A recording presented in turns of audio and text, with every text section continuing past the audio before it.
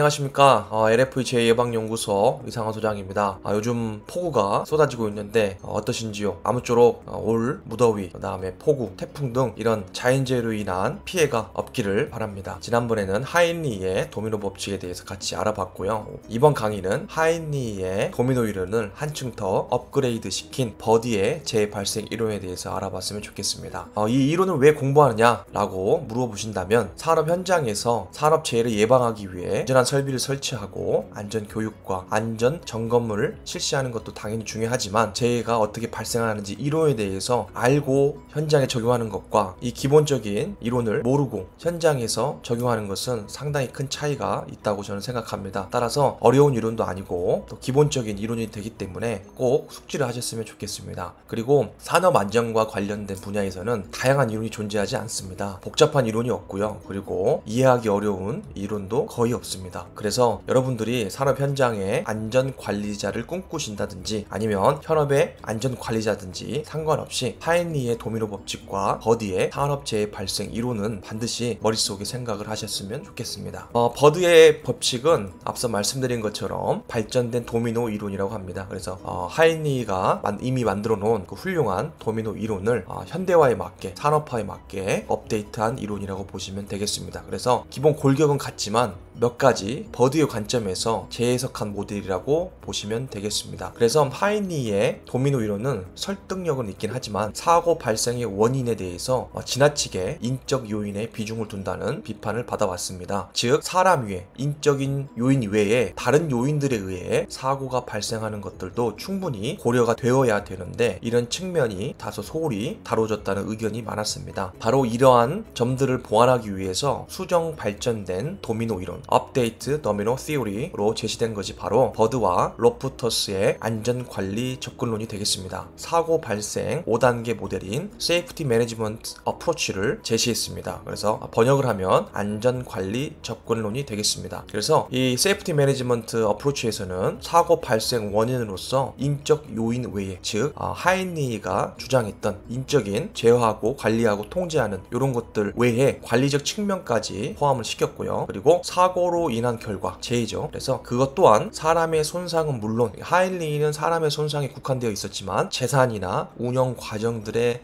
손실까지도 고려했다는 것이 특징입니다. 즉 인적 플러스 물적인 요인 그 외에 통계적인 요인도 추가가 되었다라고 보시면 되겠습니다. 그래서 사실 그 산업안전 기사나 관련된 자격증을 보시면 버드의 법칙까지는 시험 문제에 잘 출제가 됩니다. 그래서 버드 앤 로프터스의 법칙이라고 하기도 하고 버드의 법칙이라고도 합니다. 버드의 법칙하고 하인리의 도미노 이론은 반드시 기억을 하셔야 되겠습니다. 자, 두 번째로는 그런 버드의 재발생 5단계를 같이 한번 보도록 하겠습니다. 첫 번째는 제어 관리의 부족입니다. lack of control management라고 합니다. 그래서 부족하다. 뭐가? 컨트롤 매니지먼트가 부족하다. 관리하고 컨트롤하는데 부족함이 있다. 그걸로 인해서 재해가 발생한다라고 1단계를 정의했습니다. 그래서 안전관리가 충실하게 이행되지 못하는 상태로서 안전관리 시스템이 제대로 이루어지지 않은 상태를 말한다. 이렇게 정의를 했고요. 두 번째는 사고 발생 기본 원인으로서 개인적인 요인과 작업상의 요인을 구분했고요. 개인적인 요인은 지식, 기능의 부족, 동기부여의 부족, 육체적 및 정신적 문제 등이 대표적인 요인이라고 보았습니다. 작업상의 요인은 공전 기계 및 설비의 결함, 부적절한 운전, 부적절한 작업 기준 및 작업 체제 등의 요인을 들었습니다. 그래서 세 번째는 직접 원인입니다. 그래서 불안전한 상태와 불안전한 행동, 제가 여러 번 공부를 했죠. 직접 원인은 불안전한 상태와 불안전한 행동으로서 작업자들, 근로자가 되겠죠. 근로자의 불안전한 행동이 사고의 원인으로 작동한다라고 보았고요. 그리고 불안전한 상태는 공정 기계 및 설비의 문제 등을 예로 들 수가 있다. 이것도 하인리가 주장했던 불안전한 상태와 불안전한 행동과 일맥상통하다고 보시면 되겠습니다. 자, 그러면 버드는 하인리의 어떤 부분을 개정했는지 또 업데이트 발전시켰는지 한번 보도록 하겠습니다. 자, 세 번째로 버드의 도미노 이론입니다. 그래서 앞서 설명했던 1번부터 5번까지 항을 보시면 제가 빨간색으로 2번 기본 항목을 표시를 해놨습니다. 그래서 제어의 부족, 두 번째로는 기본 원인, 세 번째로는 직접 원인, 네 번째로는 사고, 그 다음에 사고로 인한 재해, 이렇게 5단계로 버드는 도미노 이론을 발전시켰습니다. 그래서 네 번째 사고는 3단계의 원인에 의해서 발생한 재해다. 그래서 인명, 재산, 환경적까지 재해를 초래하는 사고 및 사건의 발생을 사고라고 보았습니다. 다섯 번째로는 재해 피해입니다. 사고로부터 재해가 발생하는 것을 의미합니다. 그래서 그 위쪽 도면을 보시면은 첫 번째로는 재해 부정 나왔죠. 렉업 컨트롤, 이거는 매니지먼트다, 관리적인 문제다, 시스템의 문제다라고 보시면 되고, 두 번째로는 베이직 커스입니다. 그래서 기본 원인, 직접적인 원인이 아니고 기본 원인이 뭐냐라고 보시면 되고요. immediate cause라고 직접 원인이 되겠습니다. 네 번째로는 incident contact, 이거 사고입니다.